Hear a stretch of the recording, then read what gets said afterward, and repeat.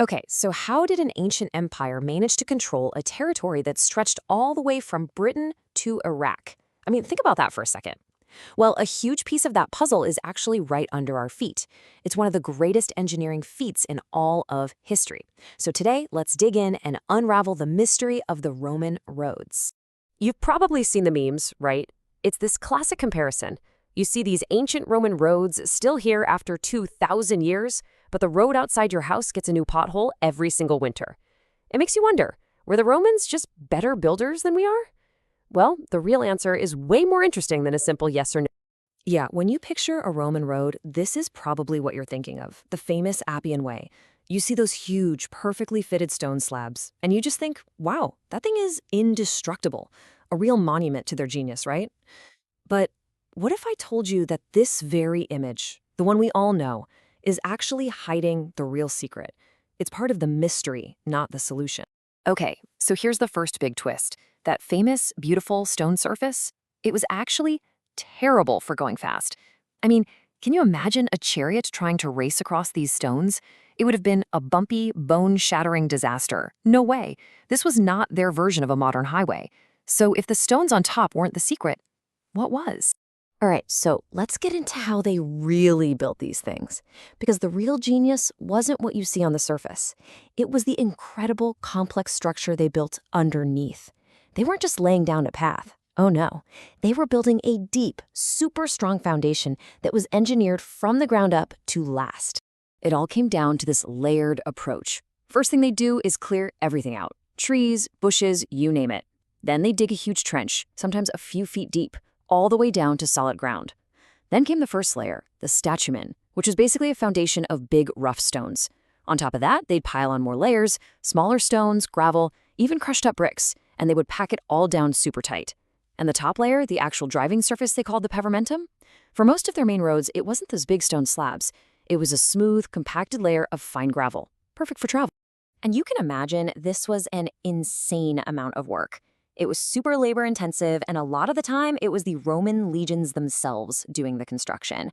They'd use heavy rollers to compact every single layer, adding water to help bind it all together. The end result was this incredibly solid, unified structure built right up from the bedrock. This cutaway just shows it perfectly, right? You can see exactly why these roads were so durable. That deep foundation spread out any weight on top, but maybe even more importantly, it was all about drainage. You know, a modern asphalt road is often just a pretty thin layer on top of some compacted dirt. A Roman road was, well, it was more like a buried wall that you just happened to drive on. A completely different beast. And here's the real secret weapon, drainage. See, water is the #1 enemy of any road. It gets underneath, it freezes in the winter, it expands, and boom, you've got potholes. The Romans knew this. They were obsessed with it. So they built their roads with a slight curve, a convex shape, so that any rain would just roll right off into ditches on the side. This kept the foundation totally dry and stable. It was absolutely critical. But look, these incredible roads, they were just one piece of the puzzle. They were the backbone of something much, much bigger. A whole sophisticated system that was basically the circulatory system for the entire Roman Empire. For a long time, archaeologists were finding these buildings that looked like fancy villas, right alongside the major roads. And it was a real head-scratcher. I mean, why would you build your luxury mansion right next to a loud, dusty, busy road? Turns out, they weren't villas at all. They were service stations. Basically, the Roman version of a modern rest stop with a hotel, where travelers could crash for the night, get some food, and take care of their horses and vehicles. And believe me, they needed those service stations because the traffic on these roads was wild. It was so diverse. You had your fast two-wheeled chariots called the Ecidum. You had the Reta, which was like a four-wheeled passenger car. And get this, they even had luxury carriages called the Caruca that were so big and comfy, you could actually sleep in them on a long trip. And that's not even mentioning the massive cargo carts that were hauling tons and tons of goods all over the empire. And this is where it gets really mind-blowing. Reconstructions from what we've found show that some of these vehicles had incredible tech. We're talking about cabins that were suspended from the frame to give you a smoother ride. That's a suspension system, 2,000 years ago. We've even seen engravings that show they had clever, synchronized brakes. All of this meant you could travel long distances not just fast, but safely and, well, pretty comfortably. Okay, so let's recap. Roman roads were absolute marvels of engineering. They were part of this huge, complex network. But that still doesn't quite answer our original question, does it? Why are they still here when our roads fall apart? The final piece of the puzzle isn't just about how they were built. It's about what was driving on them. And this is where we get to the real heart of it.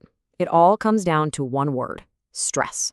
A Roman road had to deal with people walking, and maybe some horse-drawn carts. The heaviest things on there weighed maybe a few tons, max. Now think about a modern highway. It gets pounded day in and day out by semi-trucks that can weigh up to 40 tons. That's 80,000 pounds. The difference in the forces involved is it's astronomical. But it's not even a simple one-to-one comparison. The actual damage? It's controlled by a truly mind-bending principle of physics. And here it is. This is the big reveal. Road damage scales to the fourth power of the axle weight. Let me say that again. The fourth power. That means that one heavy truck doesn't just do a little more damage than a car, it does thousands of times more damage. In fact, the wear and tear from cars is so tiny that engineers basically don't even count it. A Roman road never, ever, ever had to face the kind of brutal punishment that a single semi-truck dishes out every single time it drives by. Now, there's one last little detail we have to talk about. It's something called survivorship bias. Basically, the roads we see today, like the Appian Way, they're the superstars. They're the ones that were built so incredibly well, or were in just the right spot, that they managed to survive for 2,000 years. There were thousands of miles of smaller, less important Roman roads that have completely vanished, just washed away or covered over by time. We only see the winners. So, okay, maybe the direct comparison to our modern highways isn't totally fair, but that doesn't change the fact that the legacy of Roman engineering is absolutely massive. They literally wrote the book on how to build a proper road, and we're still using their principles today. I mean, just think about it. That whole idea of building a road in layers for a solid foundation, that was them. Understanding just how crucial drainage is, them again. Techniques for digging up the land, tunneling straight through mountains, building bridges that last for centuries. The Romans pioneered all of it. They gave us the very idea of a national infrastructure network built by the government to connect an entire country. And that idea is just as important today as it was 2,000 years ago. This quote really hits the nail on the head. Our roads are the circulatory system of our nation. It's what carries our goods, our people, our ideas. It connects all of us and allows our whole society to function. It's exactly what the roads did for Rome. So, in the end, the mystery isn't really a mystery at all. Roman roads weren't magic. They were just the perfect solution for the problems of their time, built with an absolutely staggering amount of genius. Their infrastructure was a bold statement about their ambition, their desire for unity, and their drive to build something permanent. Which kind of leaves us with one last question to chew on. What does our infrastructure say about us?